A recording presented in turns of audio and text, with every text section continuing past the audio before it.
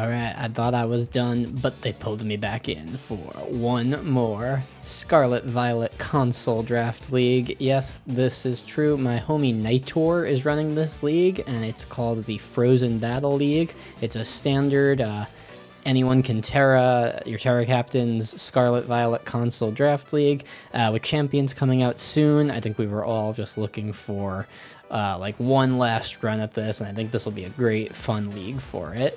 My goal with this league was to draft Pokemon that I've never drafted before, so I think I did that with 100% accuracy. I drafted a team of 9 Mons. I'm really excited to use them. And yeah, I'm just going to quickly in this video go through my team for the Pippigons for the Frozen Battle League, and that'll be it, and then I have a match coming soon. So, I was the second pick in this league, and I didn't go with Meowscarada or Iron Valiant. I think Iron Valiant was the first pick anyway. But regardless, I knew who I was going to pick, and I was picking Terapagos.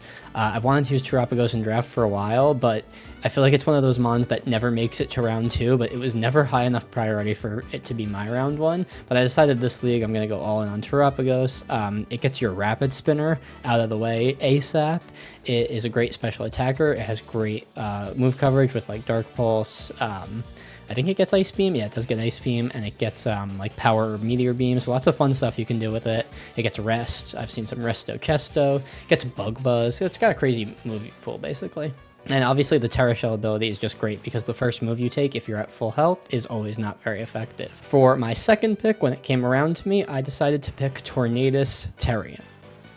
So I've been using Tornadus in OU a bit, and I really like that he is a regenerator mon, but he's not based around like, you know, stalling and like coming in with more health, but rather he's based around actually doing damage and then, you know, tanking 1 or 2 hits and then leaving to hopefully do some more damage later on. I've been using a Life Orb set in OU, and it's been like really fun. He gets Focus Blast, Bleak Wind Storm when it hits is a busted move, and he's got U-turn, so I needed someone who could pivot, and I got that out of the way early.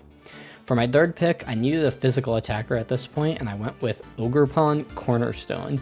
So at this point, I've used base Ogerpon in a draft, and Ogerpon Hearthflame. I've never used Cornerstone or Waterpon. Waterpon was a little more expensive on this board, and I was trying to be careful with my points. And I also just love Cornerstone. Ivy Cudgel as a rock stab is so good. With Sturdy, he can always just set up spikes early. He can U-turn out. He can taunt early. Yeah, he's really, he's actually design-wise my second favorite Ogerpon. I think Hearthflame does take the pick, but really excited to use him. Now, for my fourth pick, I wanted to get my first Terra Captain, and I really wasn't sure who to pick, but I ended up landing on Terra Captain Heatran. So Heatran is obviously like a defensive tank who can also do great damage while doing things like Will-O-Wisping, getting up rocks, that type of thing. But as a Terra Captain, I think you can really like elevate both the offensive and the defensive nature of him. I'm definitely excited to click Magma Storm and hope that I don't miss this whole season. Right after that, I wanted to go to my next Terra Captain, and this is a mon that I've wanted to use as a Terra Captain for a long time, and that is Sinastcha. So Sinastcha basically works as he's a great ghost type, so that typing is great to keep the base typing if I want to bring like both my Terra Captains. Matcha Gotcha is a busted move that is like Giga Drain but has a 30% chance to burn for some reason. He gets Hex, he gets Shadow Ball, he gets Strength Sap, which is one of the most annoying moves to bring in draft. He's just a great mon, and I think with like Terra Poison, you can reduce his weakness to Toxic. With Terra Fairy, you can, you know, just make him like defensively a little better. Terra Water, I mean, honestly, depending on the matchup, there's so many different Terra types that could work well on Sinastcha. And even if not, having a Ghost type to block Spin is just so good, obviously. All right, now for my, this would be my 6th pick, I believe. I wanted to get a water type, so I wanted to complete my trio of grass. I know I have 2 grass types, plus fire with Heatran, plus I wanted a water type, so I went with Azumarill. Azumarill is, you know, it's got huge power, basically. So it can click Liquidation, it can click Aqua Jet, it can click Belly Drum Aqua Jet, and that's basically all it's going to be doing. The added bonus of it being a fairy type that can click like Stab Play Rough with huge power is just amazing. My homie Wilson used Azumarill a lot, and he would always use like the Belly Drum Aqua Jet set to like be a game closer. But I'm excited to bring some Choice Band sets, some Assault Vest sets. I don't really know. I'm gonna experiment with what Azu can do. I'm excited for it. All right, now for my 7th pick, I wanted to get a Defogger. And I wanted to get Galarian Weezing. I wanted to get Galarian Weezing in a draft forever, but it got sniped from me, which I should have expected. We're in the 7th round at this point. So instead I got a different Defogger. I got Conkeldurr, who, yes, does get Defog. I'm always shocked by that. But Conk is really great. He can he gets Mach Punch to make up for his slowness. He gets Guts, which you can run with like a Flame Orb. And then, you know, Facade is really strong. He's pretty bulky considering like how low he was on the board. Like he was only, I think he was only 9 points on this board. And I think he kind of just fills a lot of the holes I needed. He gives me like some consistent priority, some consistent fighting type moves, which I didn't really have, another physical attacker, and a Defogger who actually has like enough bulk to tank a hit and kind of be a surprise Defogger at that too. Plus, he gets knockoff, and a knockoff user is always great. Now, speaking of knockoff, speaking of dark type moves, for my 8th pick, I went with Alolan Muck. So I recently got like 6-0'd in my low tier draft league by a curse Alolan Muck. And with the amount of points I had left, I realized that Alolan Muck kind of fit really well. He's another tank, so my team is like leaning a little slower, a little tankier, but I'm kind of okay with that. I think that my top 3 are kind of my base, you know, speedy fast ones with who can like do quick damage. Maybe Terapagos isn't that fast, but then everyone else is kind of like the consistent backup who can like do chip and like help them get things down.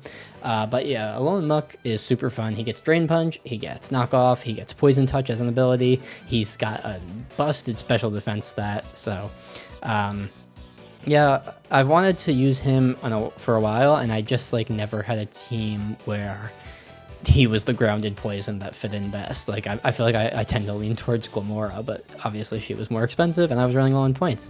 But I think Alolan Muck is a really good pick, and I like that he is a poison type who is also a dark type, so the psychic weakness is gone. And obviously he's very weak to ground, but Torn T is immune to ground, so I think they're a great pairing together. All right, and last but not least, I wanted to get Azelf. I love Azelf, and I wanted a fast Psychic type. I thought the speed tier he hit was great, but Azelf was sniped like early in the last round, the last full round, and so I ended up with someone else. I ended up with Sandy Shocks. So I'm gonna say it right now. I hate Sandy Shocks, the way he looks at least. I think he's ugly. But I did need an electric type, and I needed a ground type. Those are two of the probably the most important types to get on a draft team, and he just happened to fit both of them. I was playing around with like maybe getting like Mudsdale and Espeon, but when I pushed to him to shove, Sandy Shocks is better, and it also like creates this opportunity for my team to have like a Sun mode because he can take advantage of Booster Energy or Photosynthesis. I can also attach a Booster Energy to him, so and he's another Hazard type. He can do it. He can do both Stealth Rocks and the Spikes, and then Volt Switch out.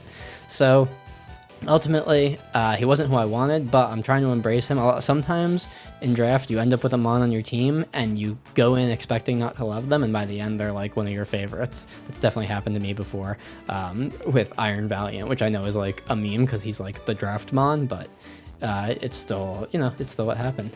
All right, and I'll quickly just throw everyone's nicknames out there, and then after that, we'll just be waiting for the match. The next video. So Terapagos nickname is Tapple because he looks like the board game Tapple. Tornadus T will be nicknamed Lord because I feel like she has a lord, like the pop singer vibe. Ogerpon Cornerstone will be named Clifford. I don't have an explanation. Heatran will be named Team Player because he's a fire ant and ants work together. Sinastcha will be named Spring Treat because what else is matcha if not that? Azumarill will be named Emmaus after actually my favorite Bible story, which is funny. Conkeldurr will be named Kerry because I like the name Kerry. Alolan Muck will be named Easter Mud because my partner said he kind of looks like rainbow Easter, what mud would look like on Easter, I guess. And Sandy Shocks I will nickname my ex-wife because I think it will be funny to be like, I'm going to send in my ex-wife. And so that is the team. The next video will be the first match against Lucario Man. So look forward to that. All right, bye.